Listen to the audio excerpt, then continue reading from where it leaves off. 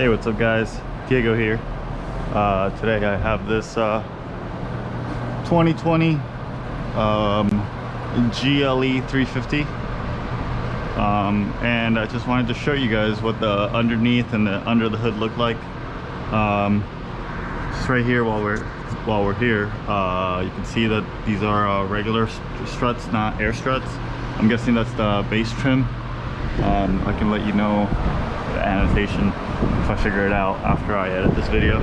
But anyways, I'm here to do an oil change. I don't really do oil changes by extracting the oil from the bottom. It's just not what I've ever done. I could probably get one of those to make my life easier. But since I've never seen what this car looks like underneath, I'm gonna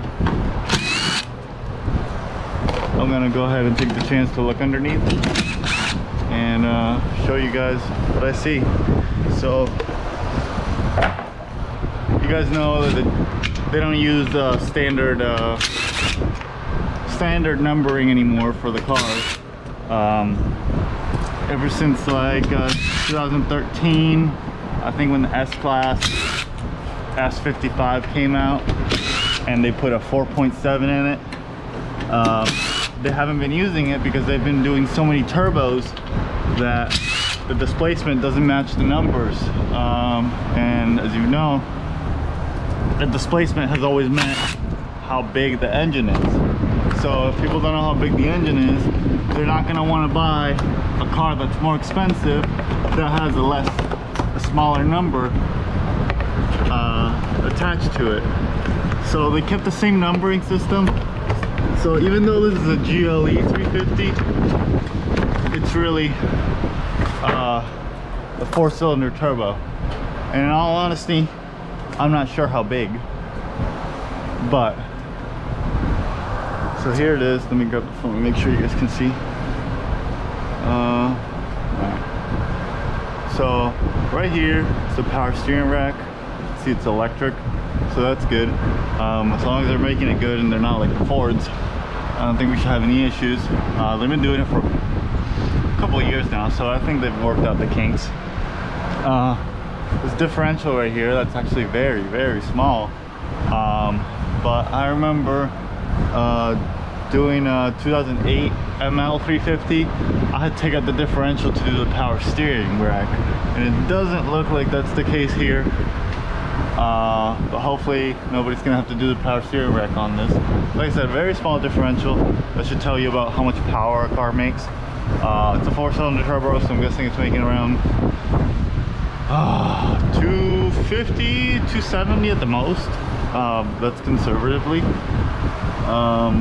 Brake pads look good. Nothing strange here. Everything is cast. You know, the only weird thing I see is these sway bar links.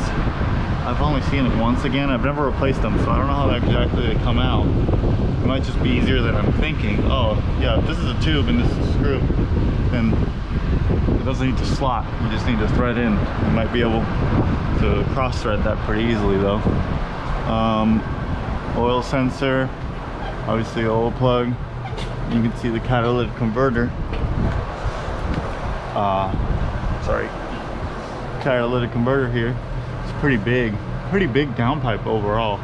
So I wouldn't be surprised if this was making 300 really. What I found is manufacturers don't really they do the bare minimum for everything, and that's because of cost measures, you know. Like they're not going to spend the money on a 3-inch pipe or whatever this is. It looks like 3 inches.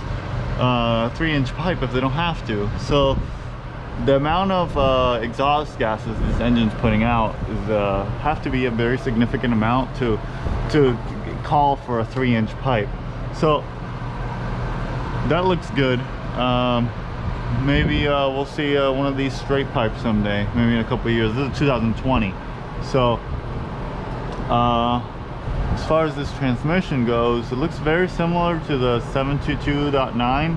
I'll list in the annotation what actual year type of transmission this is, but it looks very similar.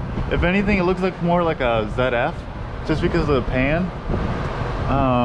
But I'm not sure really.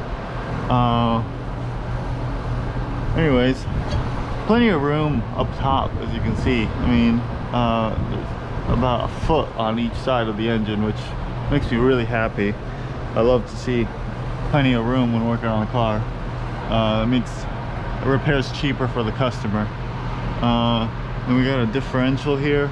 Nothing really special, so I'm not going to take that cover off. But it is nice to see a car that has not been touched before. I usually don't get access to the cars this new, but hopefully it's the start of an era. Regular shocks, regular springs, regular CV axles. Nothing really crazy. We got electronic parking brake like we've had for a decade now, more than a decade really. And yeah, I mean, nothing really special, but at the same time, you can appreciate cars like this that are, you know, they're still Mercedes, so they still have their quality behind everything, and yet simple. As you can see here, look how much room we've got from the front to the engine. We got an air water intercooler, and it doesn't pass through the front, so it keeps the clutter to a minimum to the front, and it goes back up. The only potential downside that I see from that is doing a belt change on this might not be the easiest thing. But these belts are lasting a long time nowadays, so I don't know how much complaining I can do there. If anything, this thing might actually just move to the side if we just take those two clamps out and just pivot to the front without removing the water lines. That might be a possibility.